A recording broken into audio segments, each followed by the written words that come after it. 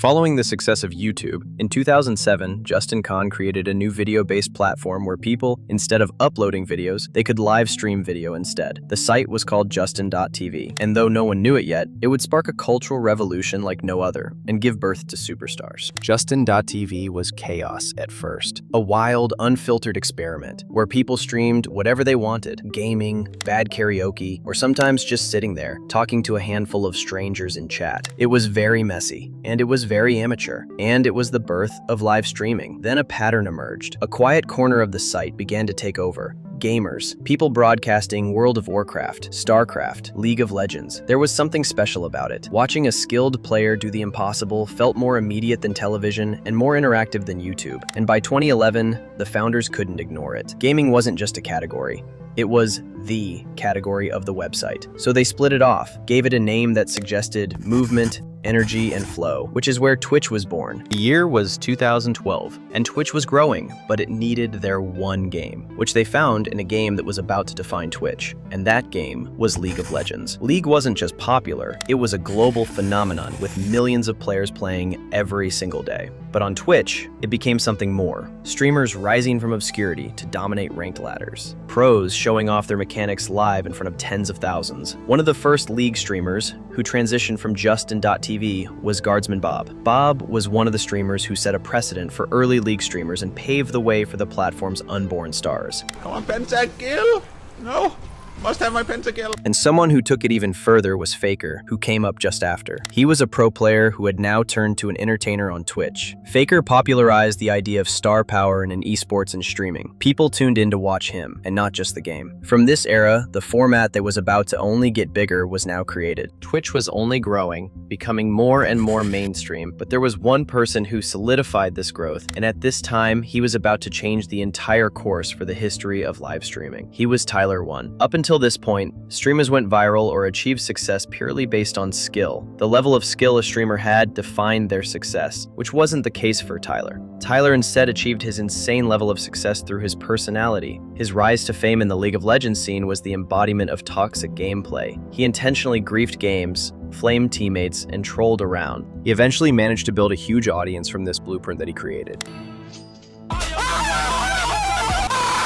It sucks playing the shit! And he also managed to break the norms that streamers needed to be extremely skilled at their game and nothing else. Now, you also needed the personality to make the stream entertaining as well. By 2015, Twitch had only gotten bigger and had now become the undisputed hub for live streaming. But besides from the platform growing, they are about to face huge changes. Millions tuned in daily to watch live streams, and the platform had become well established. The majority of live streamed content was also still pure gaming content. But seeing the success of Twitch, obviously YouTube wanted a piece of this pie. So they launched YouTube Gaming, armed with Google's infrastructure and an algorithm that could push streamers to millions with a single click. It was the first platform war of many to come. YouTube gave contracts to streamers on Twitch to switch to their platform, which alerted Twitch to deepen their ecosystem, which is when they introduced new monetization tools to strengthen their platform. All of a sudden, streamers weren't just personalities on a website, they were assets. The platform wars proved that creators, not companies, held the real power. And as a result, the world of streaming just grew and got bigger. And streamers like Tyler 1 was still dominating the space alongside streamers like Ninja, Sodapoppin, and Summit1G. But around the same time, Ice Poseidon became the pioneer of real-life live-streamed content. He became the first streamer to actually go outside and became one of the first innovators in the space by not tying streaming to video games. Hi, you look fabulous today. Ice Poseidon had created the IRL meta, and not only did he create a new format of streaming, he innovated the text-to-speech feature. His audience could directly affect the stream in real time. His chat had an unprecedented level of control over the stream, choosing where he went and what he did. Hey kids, come and get my fruit candy over here. Free candy. This two-way interaction pushed the boundaries of what live entertainment could be. These live streams pulled in around 10 to 20,000 live viewers every single stream, which was a lot of viewers at that time for non-gaming streams. Even though Ice Poseidon isn't the same as he used to be, he still managed to widely influence the course of streaming history. But for a while, gaming was still dominating the streaming space, and was still only growing and getting bigger. And as time went on, streaming eventually became more and more mainstream.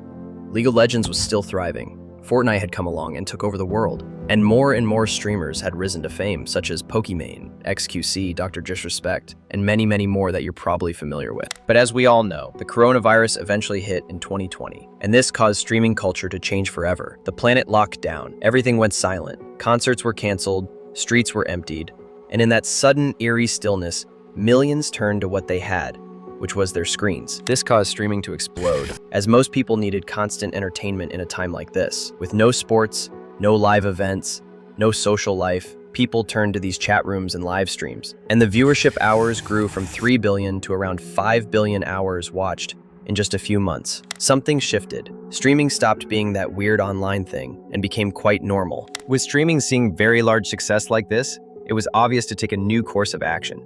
But the question is, where was streamers headed? In 2021, there came a streamer who was about to change everything.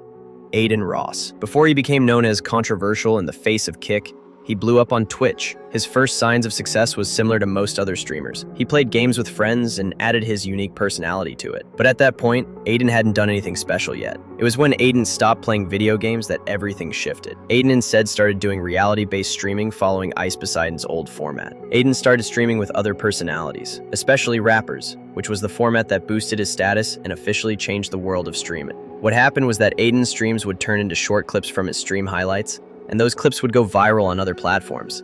This became the key to his huge stardom, funneling new fans from mostly TikTok or Instagram. Aiden had now created a new wave of pivoting from gaming to reality-based streams. This created a huge ripple effect where everyone all of a sudden wanted to start streaming, which is when streamers like Speed, Kai Cenat, Neon, and Jinxie eventually got born, all taking a similar route to Aiden, following his footsteps. This shift just continued rising as more and more streamers came along, and the demand for this content was at an all-time high, which also meant that the old way of streaming was now falling off.